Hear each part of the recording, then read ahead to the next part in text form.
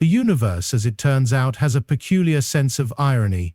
For 3 millennia, the Galactic Harmony Collective had congratulated itself on maintaining what they called the longest period of sustained peace in recorded galactic history. Of course, this was rather like a zookeeper boasting about how well-behaved the tigers were, while conveniently forgetting they were locked in cages.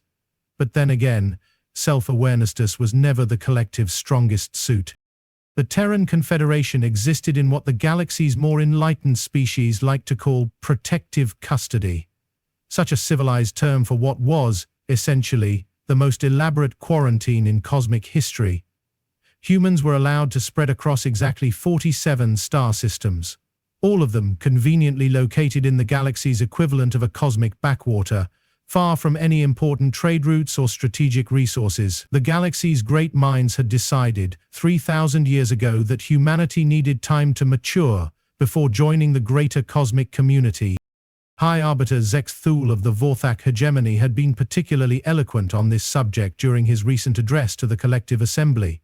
The insectoid diplomat, whose species had evolved from what could charitably be called space cockroaches, had clicked his mandibles thoughtfully while explaining how humans still showed primitive territorial instincts and an alarming tendency toward emotional decision-making. This from a species whose idea of conflict resolution involved ritualistic vomiting contests. The Zephyrian resonance, those crystalline beings who communicated through harmonic frequencies and considered themselves the galaxy's philosophical backbone, had been equally concerned. Resonance Prime Yelandra had literally vibrated with concern as she explained how humans showed distressing individuality patterns and insufficient collective consciousness integration coming from a species that existed as a literal hive mind. This criticism carried about as much weight as a soap bubble in a hurricane. Then there were the Malari, gaseous entities who drifted through space in environmental suits, calling themselves the galaxy's great thinkers. Drift Mind Howleth had practically condensed with worry when discussing humanity's concerning attachment to physical forms and their primitive insistence on biological reproduction. This from beings who reproduced by literally merging consciousness until they forgot who was who, which explained a lot about their philosophical output.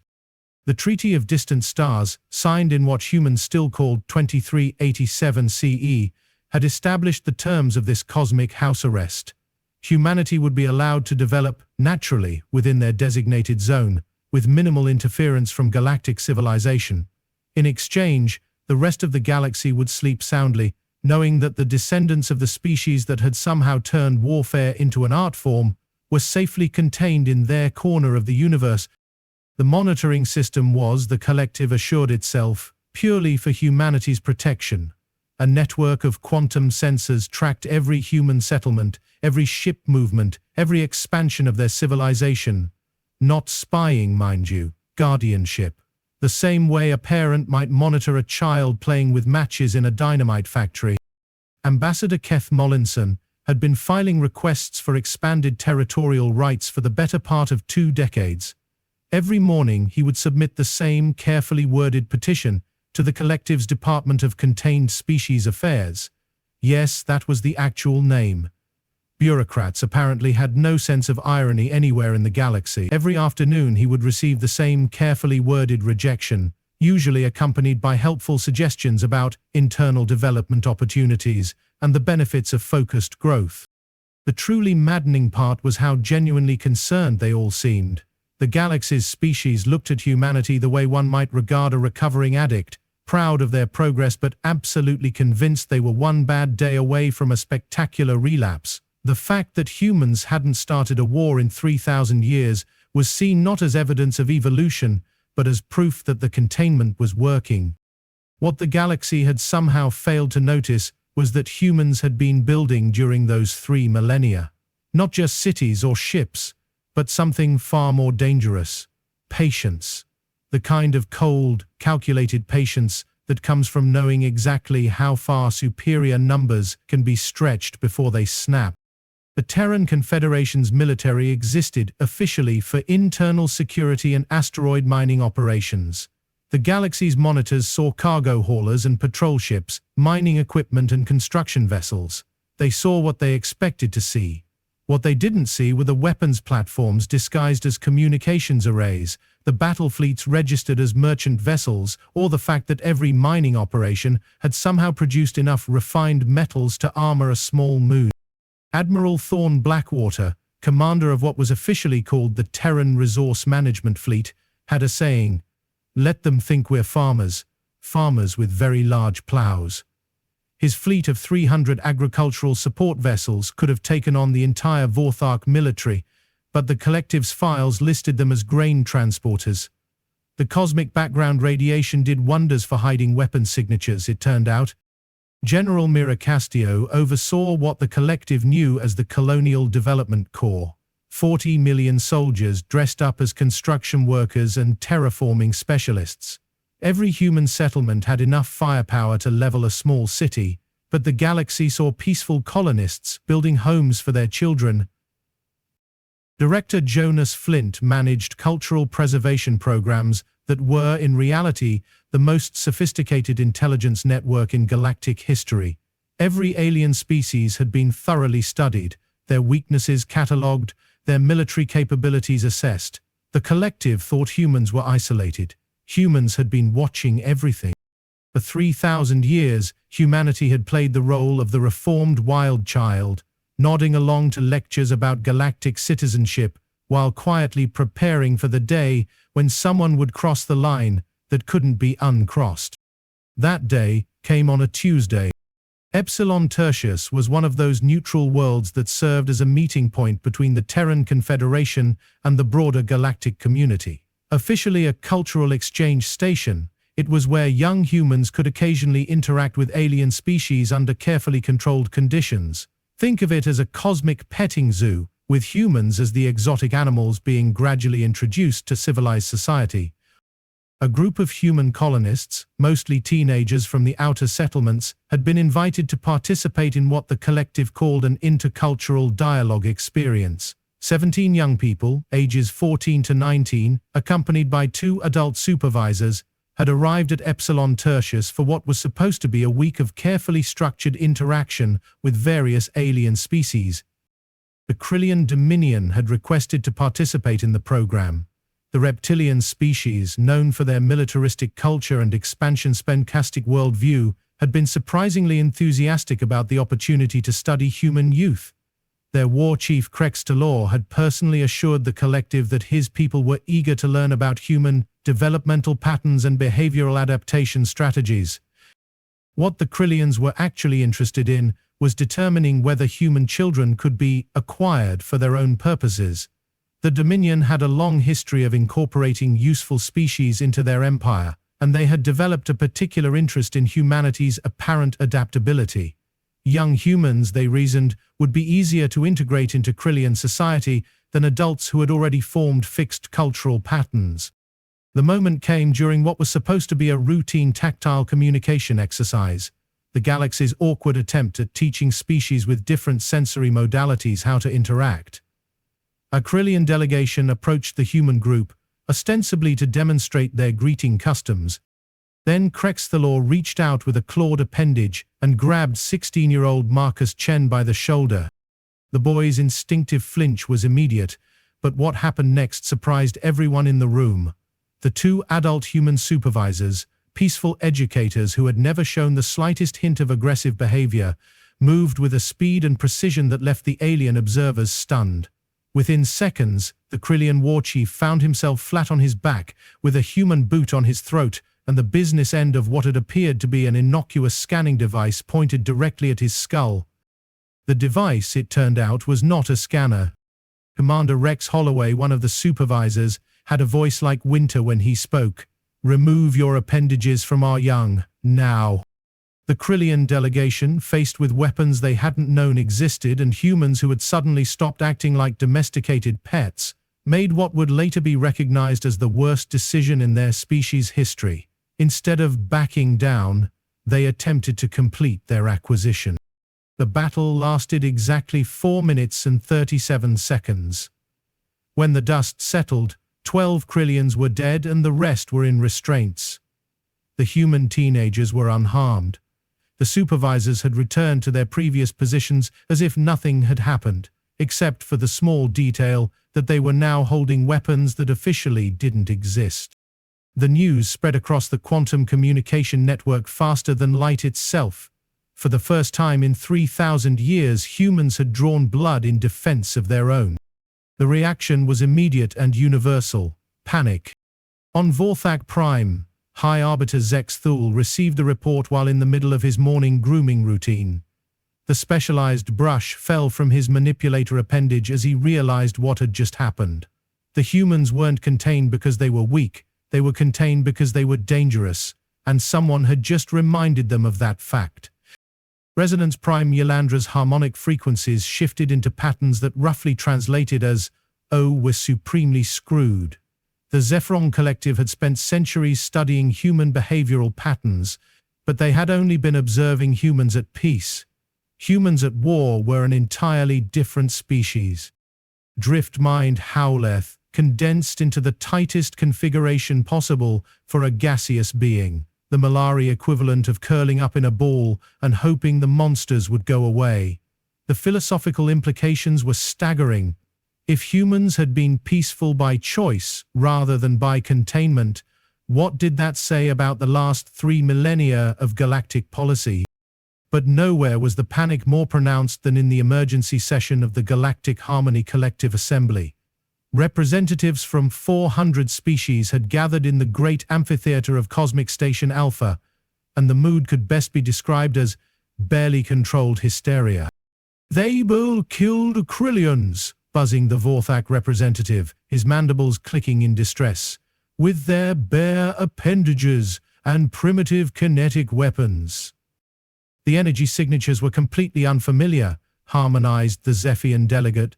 "Those weapons weren't in any of our databases." "More concerning," drifted the Malari speaker, "is the tactical precision they displayed. Those weren't the actions of panicked primitives. That was professional military response." The assembly chamber filled with the cacophony of 400 species all talking at once, each trying to process the implications of what they had just witnessed. For 3,000 years they had assumed human peace was the result of successful containment. The possibility that it had been a choice, and that the choice could be revoked, was terrifying. Admiral Blackwater received the communication from Epsilon Tertius exactly 47 minutes after the incident. By the time he finished reading the report, he was already issuing orders to his fleet commanders. The agricultural support vessels were powering up their very non-agricultural weapon systems. General Castillo was in the middle of a routine inspection of what the collective believed was a terraforming facility, when her aide handed her the encrypted data pad. She read it twice, then looked out at the 40 million construction workers under her command. Construction workers who happened to be armed with the most advanced military hardware in human history. "Pass the word," she said quietly. "Someone touched our children." The response was not anger. Anger was too hot, too imprecise. What spread through human space was something far more dangerous: cold, calculating fury, backed by 3 millennia of careful preparation. Director Flint was the one who composed the message to the Galactic Harmony Collective. It was, by human standards, remarkably polite. By galactic standards, it was absolutely terrifying in its calm precision. The message was delivered by Ambassador Mullinson, who had spent 20 years filing polite requests and accepting polite rejections. When he walked into the collective assembly, however, his demeanor had undergone a subtle but unmistakable change. The galaxy's representatives were no longer looking at a petitioner. They were looking at a predator. "Honored representatives," Mullinson began, his voice carrying the same conversational tone he had used for 2 decades of diplomatic failures. "The Terran Confederation has a simple message regarding recent events on Epsilon Tertius." The assembly chamber fell silent. Even the species that communicated through pheromones seemed to be holding their breath. "For 3,000 years, we have honored the Treaty of Distant Stars. We have remained within our designated territories, developed our civilization peacefully, and respected the collective's authority in galactic affairs. We have done this, not because we were forced to, but because we chose to." Mullinson paused, allowing the implications to sink in. Several representatives were beginning to understand where this was heading. However, there are certain lines that, once crossed, invalidate all previous agreements. The attempt to harm human children on Epsilon Tertius was one such line. The Krillian representative, a junior diplomat named Skekthol, who had inherited his position when his predecessor became unexpectedly deceased, made the mistake of interrupting. The Dominion was conducting legitimate cultural research within the bounds of... Mollinson's gaze shifted to the reptilian delegate, and something in his expression made Skekthol's words die in his throat. The Krillian Dominion, Mollinson continued as if he hadn't been interrupted, no longer exists as of approximately 6 hours ago. The silence that followed was so complete that several gaseous species thought their auditory sensors had malfunctioned. "I'm sorry," clicked High Arbiter Zexthul, his translator struggling with the concept he was trying to express. "Did you say the Dominion no longer exists?" "That is correct. Their homeworld, 17 colonies and 43 military installations have been sterilized. The process took approximately 4 hours and 20 minutes. We were very thorough." The collective assembly erupted in chaos. 400 species all tried to speak at once, creating a cacophony that ranged from ultrasonic screeches to subsonic rumbles. Through it all, Ambassador Mollinson stood calmly at the podium, waiting for order to be restored. When the noise finally died down, Resonance Prime Ylandra managed to form a coherent question. "How is that possible? The Krillian military had over 50 million soldiers." "Had," Mollinson corrected gently, past tense being the operative concept. "As for how, I think you've been operating under some fundamental misunderstandings about human capabilities." He activated a holographic display that showed the Terran Confederation's territories. What had appeared to be 47 peaceful star systems suddenly revealed themselves as the most heavily fortified region of space in galactic history. "For 3,000 years you have monitored our expansion, our resource usage, our population growth. What you failed to monitor was what we were doing with those resources. Every mining operation was a weapons manufacturing facility. Every agricultural colony was a military base. Every cargo ship was a destroyer."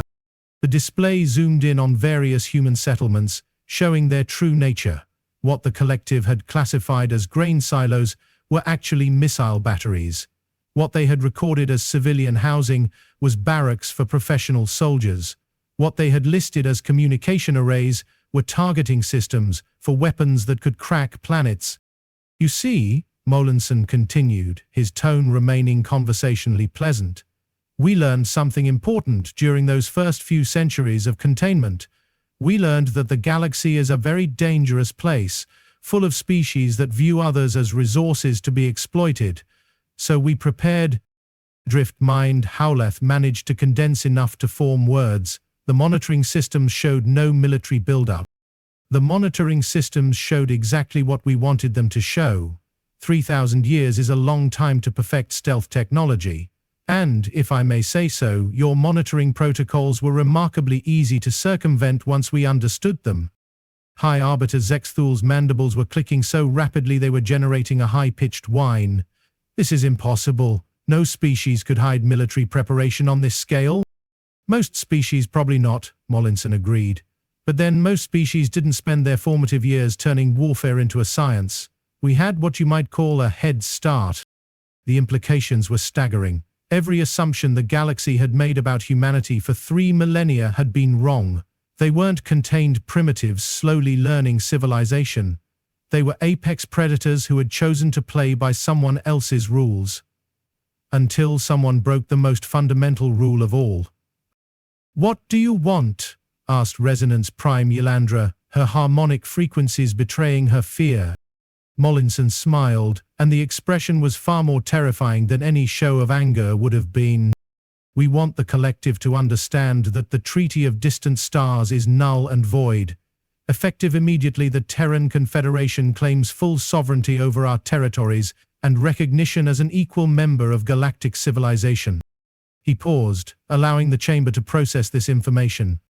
"We also want reparations for 3,000 years of illegal imprisonment, to be paid in the form of territorial concessions and technology transfers. The details will be negotiated later. And if we refuse, clicked the Vorthork representative, though he already knew the answer. Then you'll join the Krillians in the past tense? Mollinson replied with the same pleasant tone he had used to file territorial requests. The choice, as they say, is yours. The vote was unanimous. Even the collective's most militant species decided that discretion was the better part of not being extinct. As Ambassador Mollinson left the assembly chamber, he reflected on the galaxy's peculiar sense of irony. For 3,000 years, the collective had maintained peace by keeping humanity contained. They had congratulated themselves on their wisdom, their foresight, their successful management of a dangerous species. What they had actually done was give humanity 3 millennia to prepare for the day when someone would make the mistake of threatening their young. The Krillian Dominion had been the first to cross that line. They were also the last. Word spread quickly through galactic civilization. Humans were no longer the protected. They were the protectors. And the one thing you absolutely never did was touch their children. The universe, as it turned out, had a very educational sense of irony. The galaxy had spent 3,000 years learning how to maintain peace by controlling the predators. Now they were going to learn how to maintain peace by not pissing them off.